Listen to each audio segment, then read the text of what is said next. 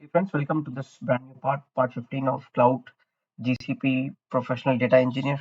As you all know, in today's world, you will have to get certification on multiple cloud products because client is not restricted to one cloud product. In most of the scenarios, you will see client has two or more than two cloud products. So it's always better to have multiple cloud certifications. That will also increase your chances of getting deployed on projects and all the cloud platforms, the concept and the logic under the hood is the same. So please subscribe to this channel if you have not yet. It will help you with cloud certifications. A lot of people have cleared cloud certifications, so do not miss your chance. This is the channel which will help you with thorough preparation. If you want to waste time, you can waste time on other channels, like where they just tell you what is the course content and so on. That will not help you pass. Okay. So let us jump into this question now. See, this question is saying there is an integration between Firebase Analytics and Google BigQuery. What is this? This is a report for your mobile. And BigQuery is a database where you store data warehouse kind of data sets. You can plug machine learning routines, you can plug business intelligence reports, and etc. So Firebase, that is a reporting tool, is now creating table automatically in BigQuery in this format, and you want to query all the tables in the past 30 days in the legacy SQL. What should you do? So this is talking about so many functions. The D is telling you to use select if date function. See, D would work if there is a single table and within that table you want to put a date range. Like in your statement, bank statement, you say, okay, give me a statement from 1st of March till 31st of May. It will give you that statement. But here it is not a single table, it is multiple table. As you see, it creates a new table daily. So this will not work. And similarly, this will also not work because it is also doing where date between this and this is also doing the same thing where it is trying to filter based on the date range. B is talking about where partition time. So for example, if you are partitioning a table based on the ingestion time, if you see this ingestion time, if you are partitioning it on that basis, then that will work. But here we don't know what is a partition time, like 30 days. If we are partitioning, we don't know that column. So this seems incorrect, but let us look at A also. It is talking about table date range. So using this, you can query multiple tables daily that range or date span. So you have multiple tables for different date ranges, and this will fit perfectly. So what will we do is we will use date range function here, and we will use it for the past 30 days. There will be 30 tables, and this will perfectly fit the bill. This is my answer. I hope you understand this, why we chose this. Now let us jump into the next question here. Now here in this question, there are multiple things we will have to first understand. The first thing we need to understand is what is cloud data flow. See, cloud data flow, it is a stream or batch data processing. It is similar to an ETL tool, which will help work both the places with stream as well as batch data processing for serverless and cost-effective manner. So it is some kind of a data processing unit which takes compute. Okay. And now let us try to understand what is windowing. See, if you see this example, there are so many types of window functions: tumbling window, hopping window, session windows.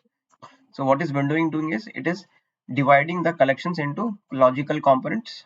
So what it is happening is the cloud job fails for all streaming data. So what is the most likely cause of it? First one says they have not assigned the timestamp, which causes the job to fail. So this timestamp is not an issue here. We are talking about functions, windowing functions. Timestamp is not of importance here. Here it says they have set the triggers to accommodate data coming in late. No, there is no example or there is no evidence that they have done this. Third says they have not applied a global windowing function which causes the job to fail. So I think what they have done is they have not applied a non-global windowing function.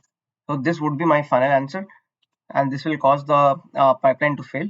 Let us look at the next question here. See, we have created a system to analyze seismic data. What is seismic data? That means something related to earthquakes, floods, and etc. So we have a ETL process and it runs on Hadoop, and the ETL is taking too much of time, days and days, because highly compute expensive operations. And then we observe a sensor calibration step was missed. Now you want to change your ETL process to carry out sensor calibration system in the future. How to do that? Basically, it is a map reduce job, and you want to add a new functionality, sensor calibration, and link it with your existing stuff. How will you do that? First one says that you will modify the transform map reduce jobs to add sensor calibration. So sensor calibration should be done first, because why? Because sensor calibration makes sure that your sensors are working fine and these are finely calibrated to help you trust the data that is coming from the from a seismic perspective. So that has to be done first. Now transform map reduce jobs.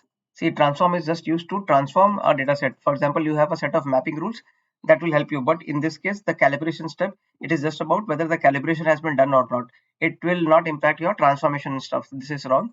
B says that you will introduce a map reduce job to apply sensor calibration to the raw data. Yes, once you get the raw data, you first apply the sensor calibration, that is the first step, and then you chain all the jobs one after the other. So this is correct for me, because this has to be the first thing, and you can isolate, like you already have so many jobs already ready. Do not modify the existing jobs and screw up the jobs. Okay, whenever you touch something, it gets screwed up. That is how nature is.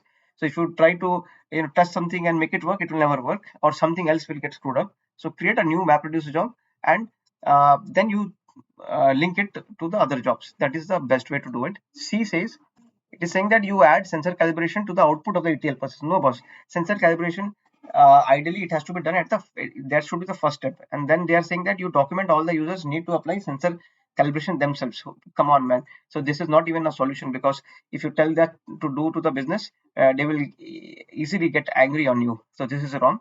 D says you develop an algorithm through simulation to predict variance. Last map reduce, boss. This is wrong, because see, why will you do so many things? Always choose an option which will work very seamlessly and easily. Be a lazy guy whenever you are choosing for the options. So this would be my final answer. So friends, please hit the subscribe button if you are interested to clear the cloud certifications, Azure, GCP, AWS. This brings us to the end of this part. Do not forget to click the join button and become a cloud kernel or cloud ninja member. Stay tuned and see you in the next part.